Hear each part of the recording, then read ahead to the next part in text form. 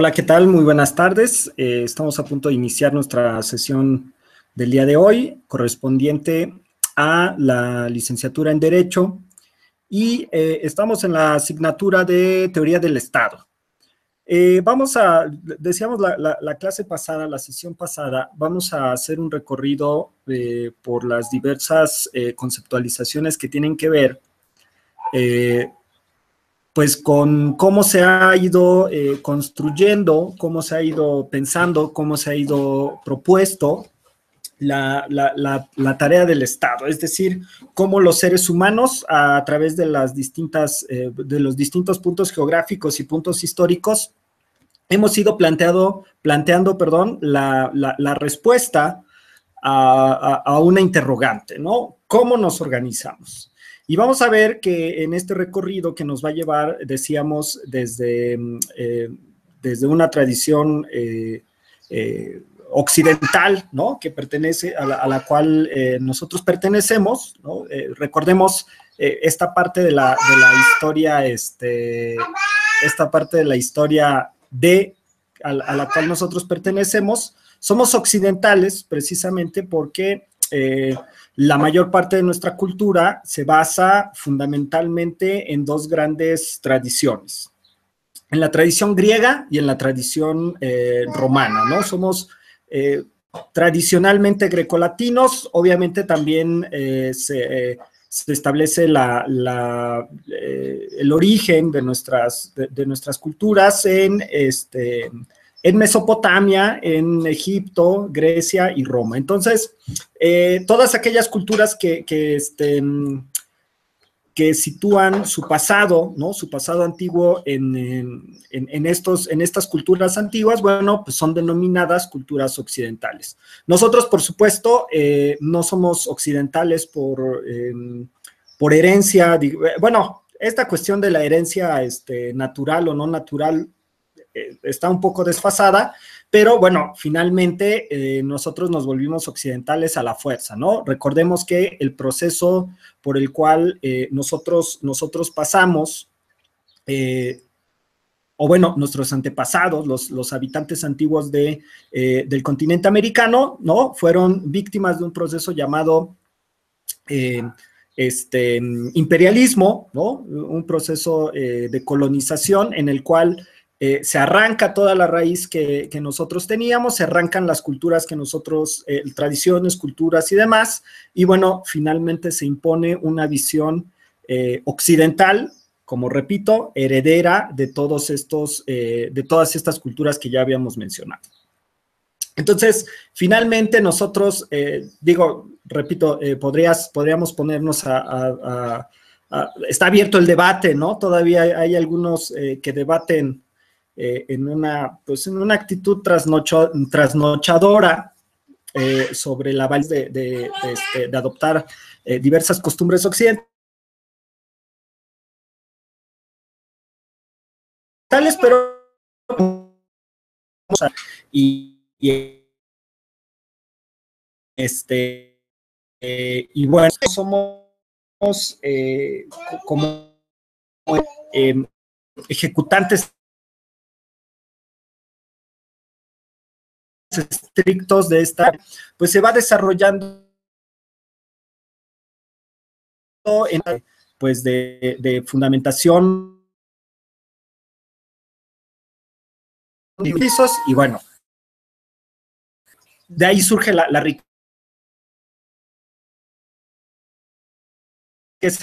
de esta tradición, personajes que nos hablan debemos de diversos, iniciando con nuestra clase, que nosotros vamos a ver es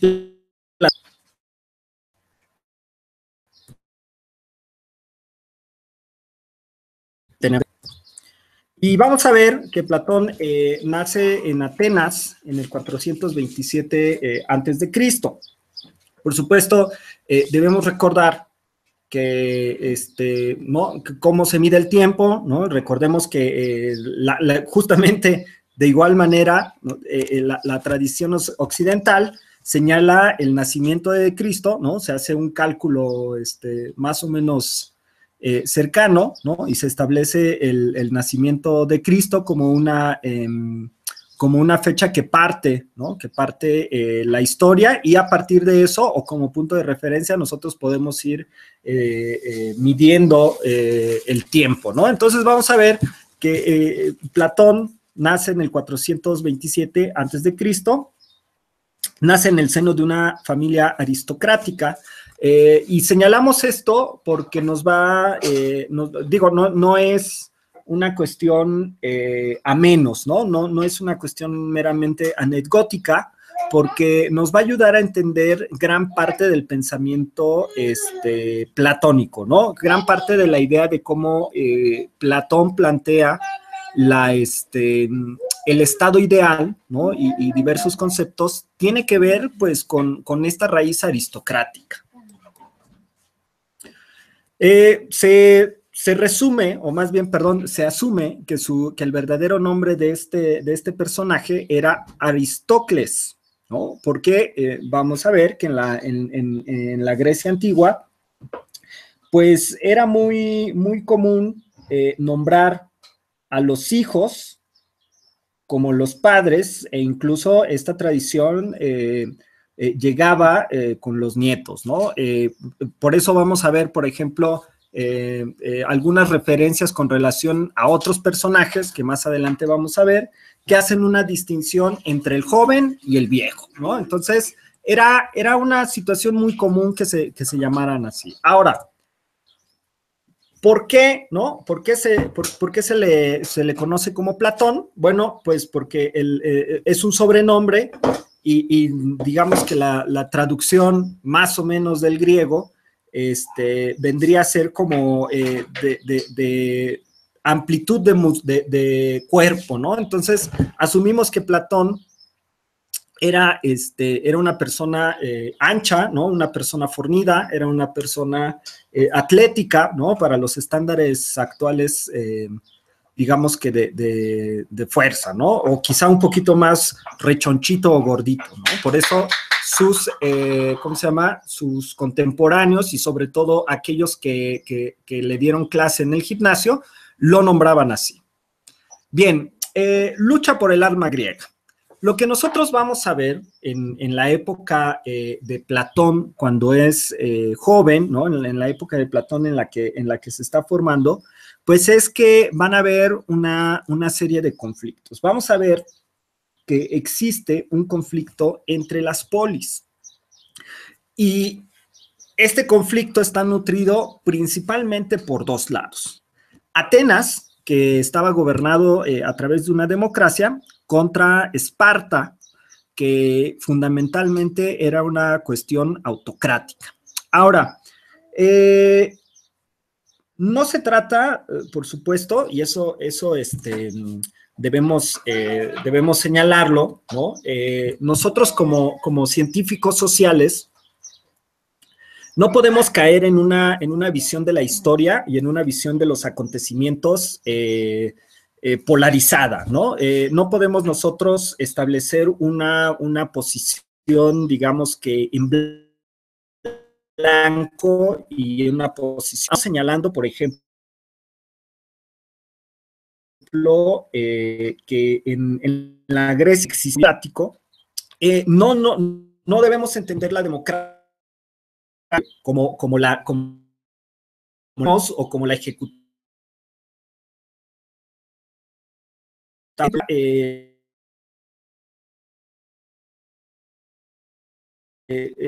No es, ¿no? O bueno, aunque de repente ocurran episodios que no debería ser así.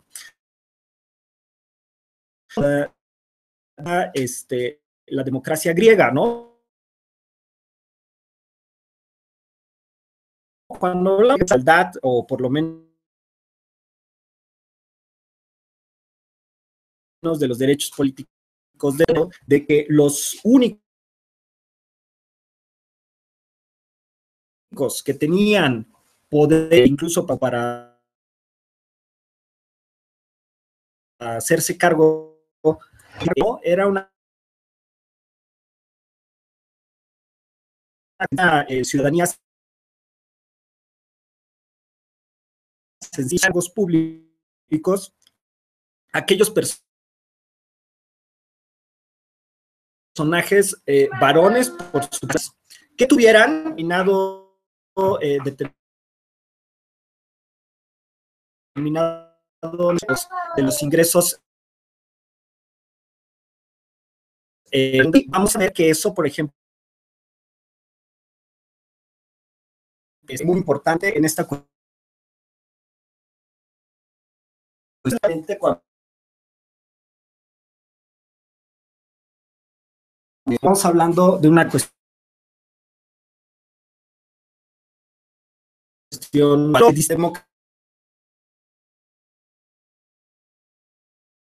extranjeros.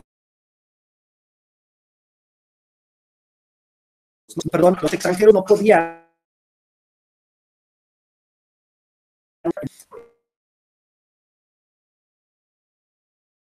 en la sociedad griega está relegada, el papel de la mujer está relegado con relación a las diversas actividades. Vamos a ver que históricamente existieron mujeres griegas muy importantes, ¿no? En todo este mundo existieron mujeres de cierta forma libres, ¿no? O ya sea por haber ser viudas, pues, o por distintas actividades a las que ellas se dedicaban.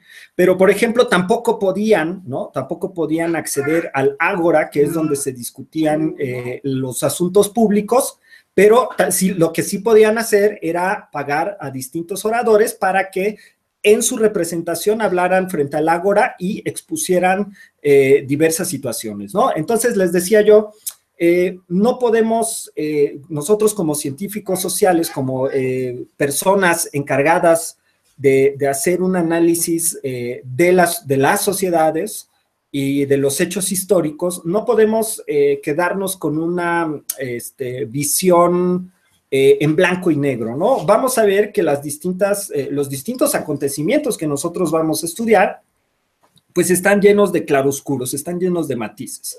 No siempre las cosas son tan simples. En ocasiones vamos a ver que bueno, digamos que se vuelve un poco complejo el asunto. Ahora, si ustedes vieron la película de los 300, bueno, pues más o menos se imaginan qué es o cómo estaba estructurada la sociedad espartana, ¿no? La sociedad espartana, pues es una sociedad netamente militar, ¿no? Entonces, vamos a ver que la historia de la conformación de Esparta, ¿no? Tiene que ver, pues, con la imposición de la violencia, ¿no? Muchas de las cosas que cuenta esta película, que obviamente no es un documental, ¿no? Digo, debemos ver las películas con las reservas necesarias. La película de 300 no es un documental, aunque sí está basado en relatos espartanos sobre ese hecho, ¿no? La batalla de las Termópilas.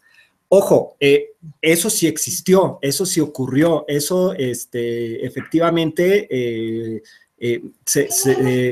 la batalla esta de Leónidas, de los 300 con Leónidas, sí existe y está y está contada, digamos que a la luz de este conflicto que se llaman las guerras médicas. Las guerras médicas, no vayan a pensar, ¿no? Pues que eran, ¿no? Personas con batas blancas agarrándose a golpes, se denominan así justamente por la zona geográfica y las culturas involucradas en esta guerra, ¿no? Vamos a ver que las guerras médicas confrontan a Esparta, o más bien el mundo griego, Esparta, Grecia y las demás ciudades, polis, ¿no? que estaban alrededor y que eran aliadas o de una o de otra, en contra de la invasión de los persas.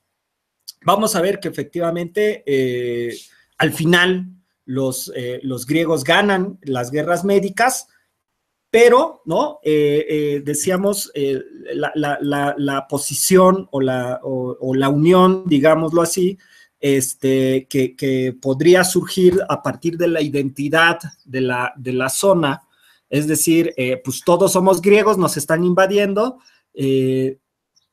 y bueno, ¿no? Al final no se genera una cuestión de identidad, al final lo único que hace las guerras médicas, la invasión de los persas, es retrasar una guerra que de por sí se venía gestando. Vamos a ver que esta competencia entre Atenas y Esparta se prolonga a lo que se denomina Guerra del Peloponeso. Y vamos a ver, ¿no? que en esta guerra del Peloponeso, llegan como a una especie de impasse, ¿no? Es decir, Atenas tenía una superioridad en cuestión de una superioridad naval, es decir, eran especialistas, ¿no? Los atenienses eran comerciantes, pero gracias a ese comercio extramarítimo, ¿no? Habían desarrollado una serie de tácticas militares que les permitían a ellos dominar el mar. Y digamos que de manera proporcional, los espartanos, obviamente, pues con su táctica, con su entrenamiento, ¿no? Que era muy duro, sus tácticas de guerra, principalmente la falange griega, que se sigue usando el día de hoy, ¿no? Que la usaron los romanos, y se sigue usando el día de hoy, hacen una, digamos que superioridad en la cuestión de infantería. Entonces, se llega a un momento de impasse, precisamente pues porque aunque uno domina un área de la guerra, pues no puede dominar la otra, y entonces se congela en algún momento. Lo que marca, ¿no? Lo que marca el fin de las guerras del Peloponeso, pues es esta expedición que se señala, la expedición de Sicilia, que representa para los griegos una derrota brutal. Pierden muchas vidas, pierden mucha gente, los griegos pierden la guerra, ¿no? Pierden la guerra contra los espartanos, y lo que vamos a ver es que la conquista de Atenas no se da digamos que de manera inmediata, sino que ya de manera posterior, un año después, los espartanos, ¿no? Sitian la ciudad de Atenas, pues porque la pudieron haber tomado en ese momento en el que ganaron la expedición de Sicilia, pues porque acabaron básicamente con el ejército ateniense, ¿no? O sea, pues se esperaron, descansaron, fueron a sus casas, estuvieron un año, recargaron fuerzas y bueno, regresaron para conquistar Atenas ya sin problemas. Lo que vemos aquí, pues es un mapa de cómo esta cercanía, ¿no? El problema es la cercanía, ¿no? La cercanía con el imperio persa, la cercanía de Atenas y Esparta, y cómo se fue desarrollando. Pues eso, ¿no? Eso es la Atenas de Platón, ¿no? Eso es lo que le toca vivir a Platón, y eso es lo que de cierta forma influye en esta posición, digámoslo así, de buscar las cuestiones de la justicia, ponerle un gran énfasis a la razón. Vamos a ver, ¿no? que Atenas se encuentra en una crisis económica bastante importante, precisamente porque se están agotando las minas de oro que ellos tenían, y recordemos, en esta época pues no había otra forma de fundamentar la riqueza. Entonces empieza Platón empezamos a ver algunas de las definiciones platónicas a través de las cuales vamos a entender precisamente pues lo que tiene que ver con las ideas de este señor. Platón nos dice, ¿no? Bueno, hacer política en el sentido platónico de ese concepto es actuar poniendo la racionalidad en el lugar donde los malos gobernantes sitúan tan solo la gestión de sus intereses.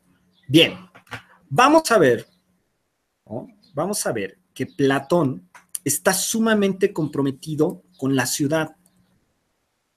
Y por lo que es más, para él le parece grave e inmoral gobernantes asignen una especial énfasis a sus intereses personales sobre los intereses generales. Entonces, Platón empieza a plantear una idea, ¿no? Empieza a esbozar una idea que vamos a ver en el texto de la República, que tiene que ver con el carácter fundamental del gobernante. Platón nos dice que aquel que debe gobernar debe ser el rey filósofo.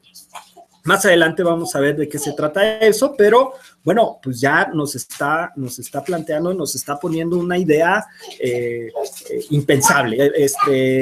Ahorita que lleguemos ahí, vamos a ver cómo es bastante hasta imposible, ¿no? Hasta imposible de creer, digamos, que en el contexto platónico, era imposible en el contexto platónico, y es un poco complicada con relación al contexto personal, ¿no? En el momento actual. Superación sofística. Vamos a ver que una de las grandes confrontaciones que tiene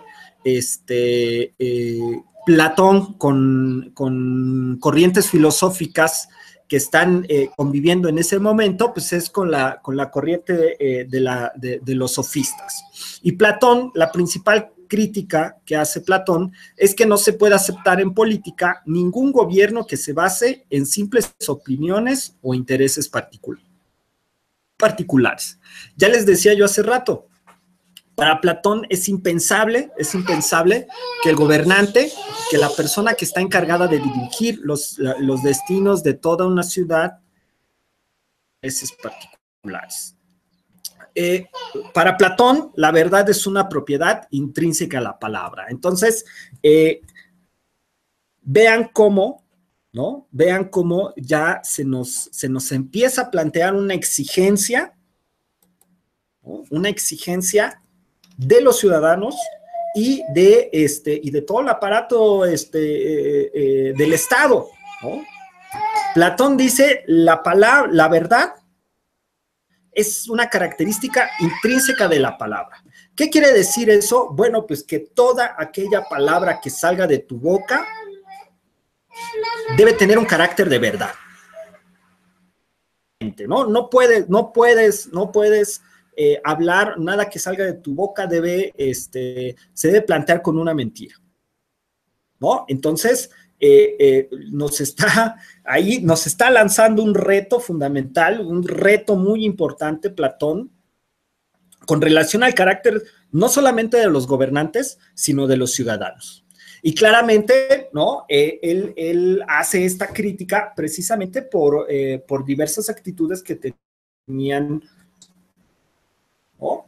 Pero ya de ahí, ¿no? Ya de ahí empezamos con una conceptualización del ciudadano que es muy difícil, ¿no? Es complicada, ¿no? Un ciudadano que no puede decir mentiras, un gobernante que jamás que debe ser transparente al momento de expresarse, debe ser transparente al momento de actuar y mostrar sus intenciones todo el tiempo, ¿no? Y sus intenciones deben estar ligadas al espíritu y al alma de la ciudad, de los intereses generales. Entonces, ya de ahí estamos viendo cómo Platón nos mete en una serie de complicaciones.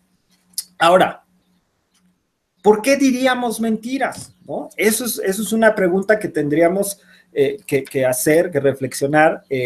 ¿Por qué hoy en día, por ejemplo, se sale la concepción platónica? O sea, la concepción platónica ni siquiera nos acercamos, ¿no?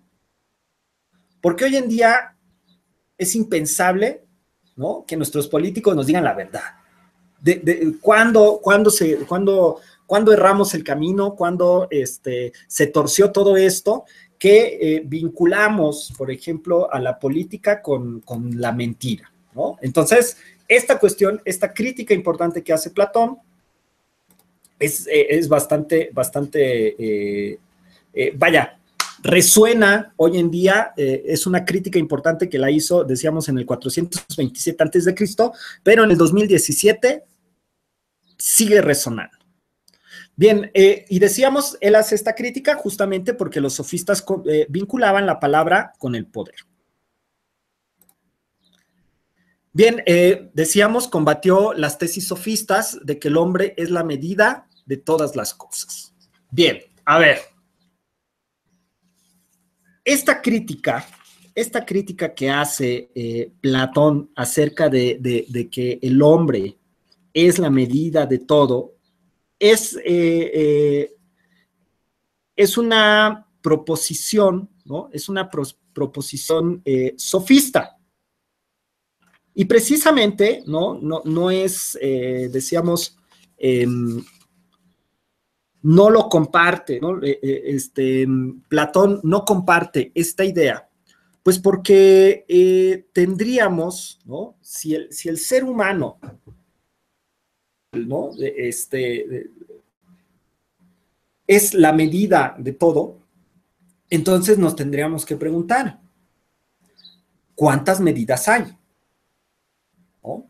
¿Por qué? Porque eso llena al concepto de justicia, al concepto de bien, al concepto de mal, al concepto de moral, al concepto de lo que es correcto y lo que es incorrecto, de una serie de subjetividades que van a provocar un desastre, ¿no? ¿Por qué? Porque, bueno, habrá quienes como ciudadanos consideren, ¿no? O sea, pensémoslo así. Y cualquier parecido con la realidad es mera coincidencia. Pensémoslo así. Si el hombre, bueno, perdón, y ahí hacemos otra aclaración.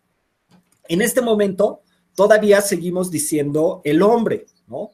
Y lo vamos a repetir mucho y lo vamos a repetir mucho. Y ojo, no tiene que ver con una cuestión de discriminación, ¿no? O de sexismo, ¿no? O de machismo personal o teórico o desde la perspectiva de la ciencia, sino que en este momento, pues todo está centrado en el hombre, ¿no? Finalmente, pues así ocurrió, ¿no? E incluso, acuérdense, un hecho fundamental que marca un avance en los derechos, que fue la Revolución Francesa, produce un documento fundamental que se llama Los derechos del hombre y del ciudadano.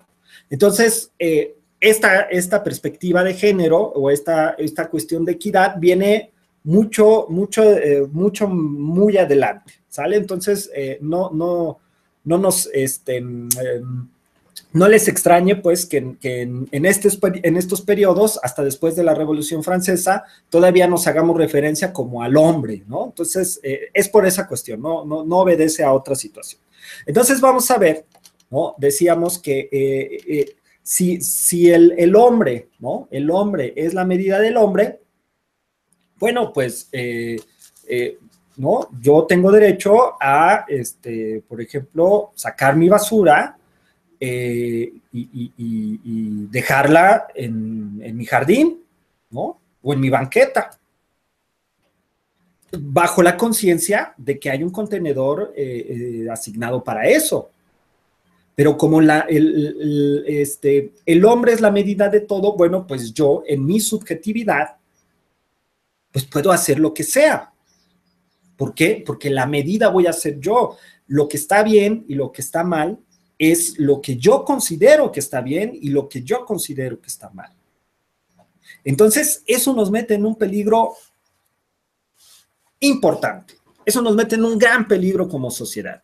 Porque, repetimos, entonces, esto se vuelve una cosa horrorosa, ¿no? Esto se vuelve una cosa horrorosa porque entonces, ¿qué me impide a mí? Digo, obviamente en la época de Platón no había, había otro tipo de problemas, ¿no? Pero estamos como extrapolando las situaciones para que pensemos a los problemas que se enfrentaba Platón o a los problemas que criticaba Platón, ¿no? ¿Qué me va a impedir, ¿no? Que vaya yo por la calle conduciendo mi vehículo y pasándome todos los rojos.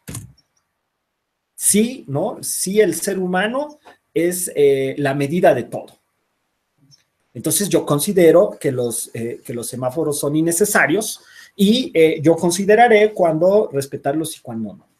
Se convierte en un desastre todo esto y eso es parte de la crítica platónica a los argumentos y a las tesis de los sofistas. Pero bueno, no vamos a comentar mucho acerca de los sofistas. Y bien, hay un personaje fundamental en la vida de Platón. Este personaje fundamental es Sócrates. De este señor tampoco vamos a hablar mucho. Se darán cuenta de manera posterior por qué no quiero hablar mucho.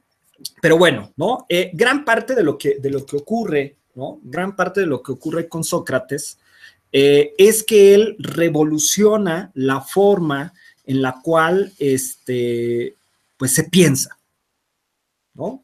Entonces, él utilizaba una técnica que se llamaba, una de tantas, por supuesto, hay que desenmarañar más esta situación, utilizaba una técnica que se denominaba elenchos, que era una refutación. Y entonces, él trataba de buscar una refutación a todos los argumentos, todas las premisas que escuchaba con relación a las reflexiones filosóficas. Claro, ¿no? Era muy atrayente para los jóvenes, pero esto constituía una amenaza para la Grecia de ese momento. La República. El libro fundamental de Platón, ¿no? El libro fundamental de Platón en el cual plantea la forma en la que un Estado debería conformarse, ¿no? Y las características que se deben seguir, las directrices generales, se llama La República. De manera posterior va a ser un texto que se llama Las Leyes, que bueno, si bien complementa y aclara algunas cuestiones que él deposita en este texto, La República, sí nos da una idea, ¿no? Las Leyes forma parte de una etapa ya digamos, última, ¿no? De Platón. La República es el momento más importante de Platón y bueno, Las Leyes, el libro titulado Las Leyes, pues se convierte, digamos, como una parte ya del término del pensamiento platónico. Platón, cuando en su libro La República, nos dice, nos plantea varias ideas, entre ellas que el buen gobierno platónico no está interesado en la contingencia del día a día, sino en la rectitud del alma, que es lo único que puede garantizar de manera permanente la felicidad de los integrantes de la ciudad. Entonces, ¿cuál es el trasfondo de esta idea? Bueno, pues que no se trata, ¿no? El gobierno no se trata de resolver qué vamos a comer mañana, ¿no? ¿Cómo nos vamos a defender mañana? Dice Platón, esta concepción del Estado tiene que ir mucho más profunda, tenemos que empezar a pensar en una cuestión mucho más profunda, ¿no? Y parte de lo que vamos a ver en esta revolución platónica, porque fundamentalmente en el pensamiento se convierte en una revolución, es pensar mucho más allá que el cotidiano, mucho más allá de lo que viene siendo las necesidades básicas, ¿no? Y esto ocurre precisamente pues, por la capacidad, ¿no? Y eso es lo que les decía yo, por ejemplo, gente como Platón, ¿no? Podía dedicarse a estas cuestiones de la filosofía, gracias a que tenían, digamos que cierta cantidad de ingreso que les permitía a ellos dedicarse de manera exclusiva a estas cuestiones. Bien, entonces vamos a ver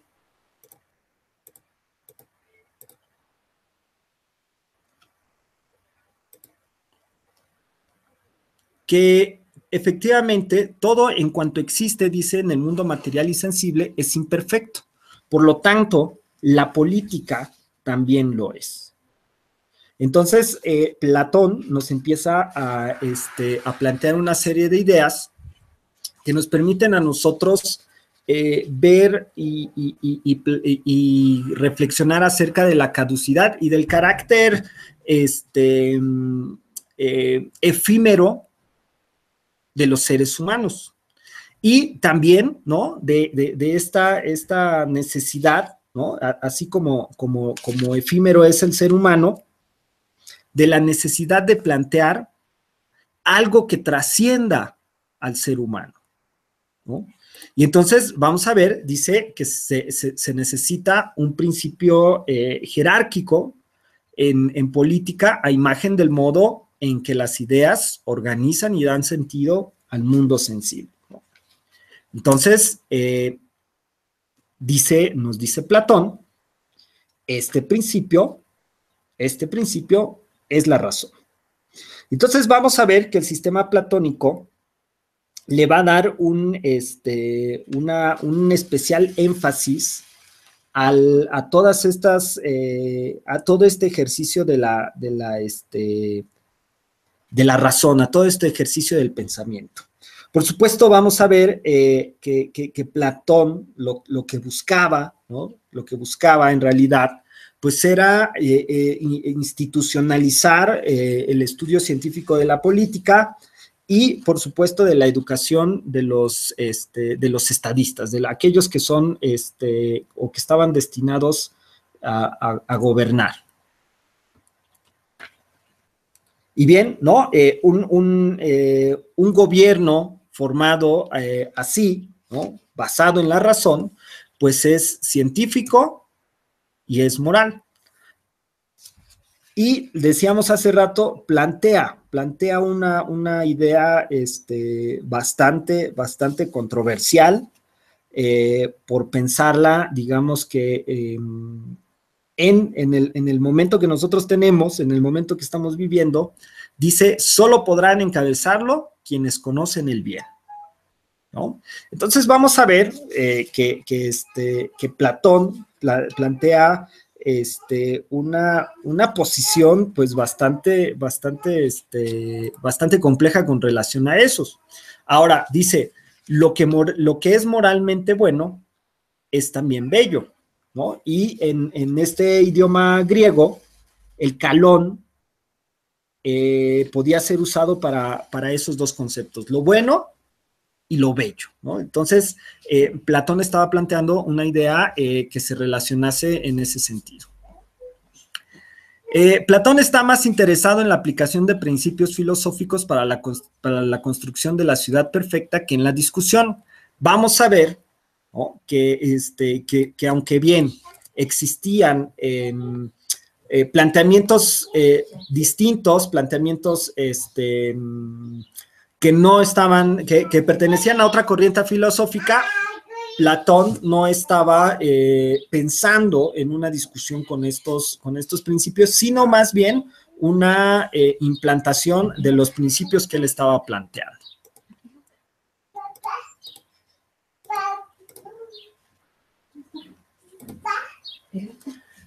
Ahora, un factor importante.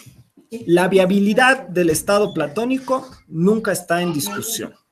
¿Qué quiere decir eso? Que principalmente no vamos a ver que la discusión, es decir, que si no existe que si no existe o no ha existido un Estado como el que plantea Platón, eso no significa que no se pueda llevar a cabo. Por ejemplo, también reside parte de la diferencia, del sistema platónico de gobierno, ¿no? Ahí reside. Y es fundamentalmente que Platón se concentra en el deber ser, ¿no? Es decir, que Platón plantea en su cabeza un sistema, ¿no? Imagina un sistema de una ciudad perfecta. No se basa en evidencia, ¿no? Por eso decíamos hace rato, nunca está discusión si es viable o no es viable. Nunca se basa en evidencia, nunca retoma ejemplos de otras ciudades en donde se haya planteado, sino que él plantea cómo debía ser. Cosa que, por supuesto, vamos a ver que es de cierta forma novedoso en la filosofía griega.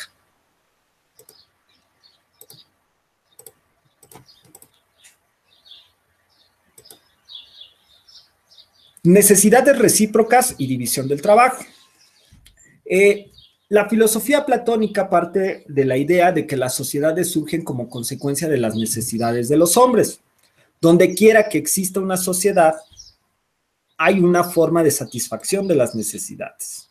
Y debe concebirse a la sociedad como un sistema de servicios en el que todo hombre aporta y recibe algo.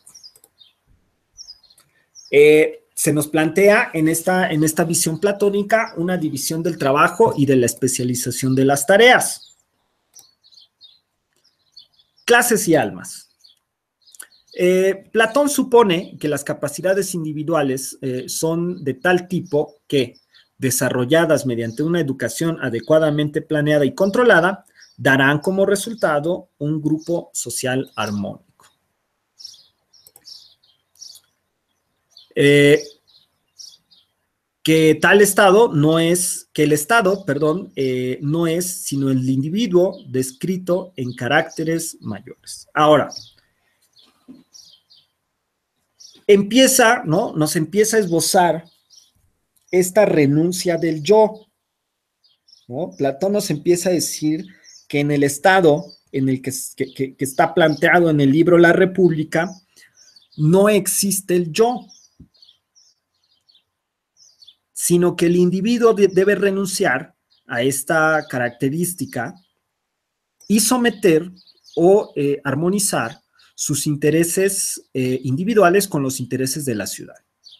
Dice, la virtud a través de la justicia deja de ser una búsqueda individual para ser una del Estado, ¿no? Entonces, nosotros, dice, los ciudadanos que formaríamos parte del sistema platónico, tendríamos que estar en una constante búsqueda de la justicia. Para la ética platónica no existe separación entre los intereses entre los intereses de los individuos, ¿no? Entonces, no va a existir, dice Platón, los intereses individuales. Todos deben estar en armonía con el bien mayor. Ahora, ¿cómo se logra esta armonía? Platón nos plantea nos plantea que van a existir tres tipos de alma. Él las identifica así. Nos dice los trabajadores, que son los que normalmente producen, los guardianes, que son los que fundamentalmente son soldados, ¿no? Son los encargados del mantenimiento de la paz, ¿no? De la defensa, y así sucesivamente. Y los gobernantes que decíamos hace rato plantean la idea del rey filósofo. Este rey filósofo que es una persona entre todos muy preparada, una persona que por sus dotes intelectuales merece llevar la dirección del país. Y entonces, bueno, ¿no? Aquí, aquí nos está metiendo en una reflexión, porque nosotros tendríamos que pensar, ¿no? Nosotros que tendríamos que pensar, para Platón, ¿no? Platón nos dice, quien tendría que gobernar es el rey filósofo, ¿no? Alguien que tenga mucha preparación, que haya estado, preparándose, estudiando, que tenga pues una superioridad intelectual, ¿no? Platón nos empieza a hablar, por eso les decía yo hace rato, al principio de la clase les decía yo, el carácter aristocrático de Platón no es una mera anécdota, sino nos ayuda a explicar cómo es que se plantea o cómo es que él avienta sus proposiciones, ¿no? Pero fundamentados en la razón. Vamos a ver que Platón nos dice, bueno, quien te debería gobernar tendría que ser una persona sabia. Tendría que ser una persona, digamos que en términos generales hoy, ¿no? Una persona con grandes capacidades intelectuales, con grandes capacidades críticas, con grandes capacidades intelectuales, ¿no? De sapiencia, de análisis, etcétera, etcétera. De experiencia incluso, ¿no? Experiencia en estas labores de lo que tiene que ver con el Estado. Claro, eso es lo que nos cuestiona Platón en su libro La República. ¿Qué nos diría, por ejemplo, qué nos diría Platón de nuestro presidente, ¿no?